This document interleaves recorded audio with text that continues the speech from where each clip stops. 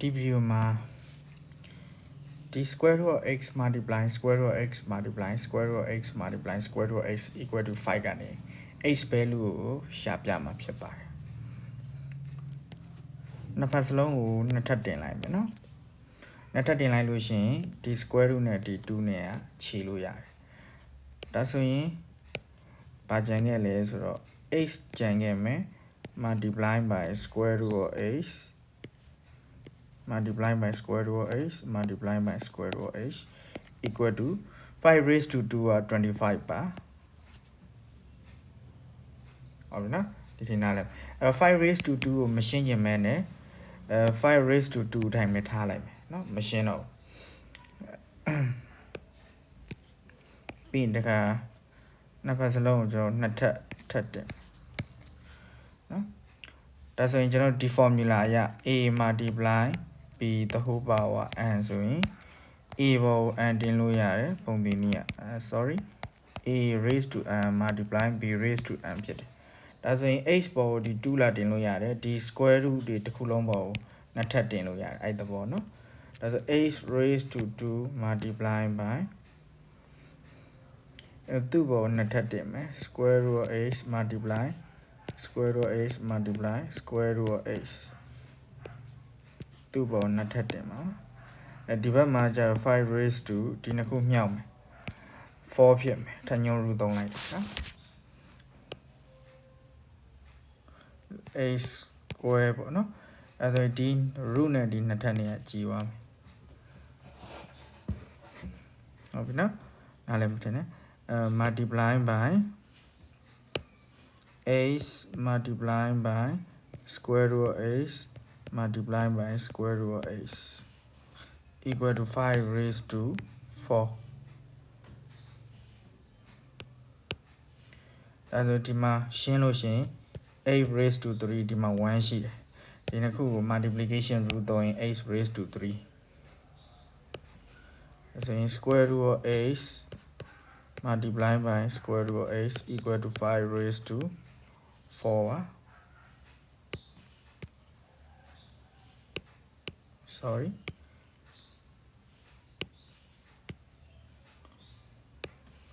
ပြီးနှစ်ဖက်စလုံးကိုနှစ်ထပ်ထပ်တင်မယ်ဒါဆို8 raised to 3ဘောကိုလည်းနှစ်ထပ်တင်နော်8 raised to 6 multiply by square root of h multiply by square root of h the whole power နှစ်ထပ်ပါ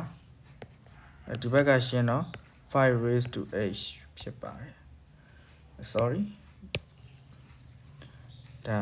အရင်ကတွက်ထားတဲ့နော်စာရီအဲ့တော့ကြည့်အဲ့ဆို h raised to 6 square root နဲ့ဒီနှစ်ထပ်နေရထပ်ကြည့်ဦးမှာအဲ့ဆို h multiply square root of h လို့ရမယ်တော့5 raised to h ဒါဆိုရင်ဒီ power 1ရှိတယ်ဆိုတော့ h raised to 7 multiply by square root of h ကိုကျွန်တော်တို့သူပြင်ရင် h raised to 1/2 ဖြစ်မယ်နော် square root of h raised to square root of x ဆိုတာ h raised to 1/2 နဲ့ညီတယ်ဟုတ်ပြီ equal to ဒီဘက်မှာ5 raised to h ဖြစ်ပါတယ်ဒါဆိုရှင်းကြည့်ရင် h raised to 7 plus 1/2ပေါ့နော် equal to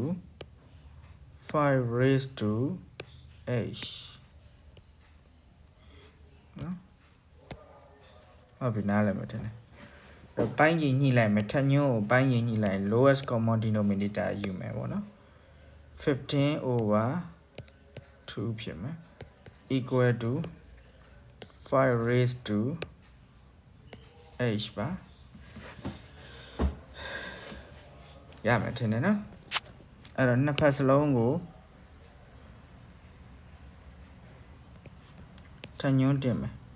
ဒီကပျောက်သွားအောင်5ဒီဘက်မှာဘယ်ဘက်မှာရှိတယ် h ဘောက sorry h ဘောကဟိုပါပေါ့15 raised 15 divided by 2ပြအောင်နှစ်ဖက်စလုံးကို2 divided by 15တင်မယ်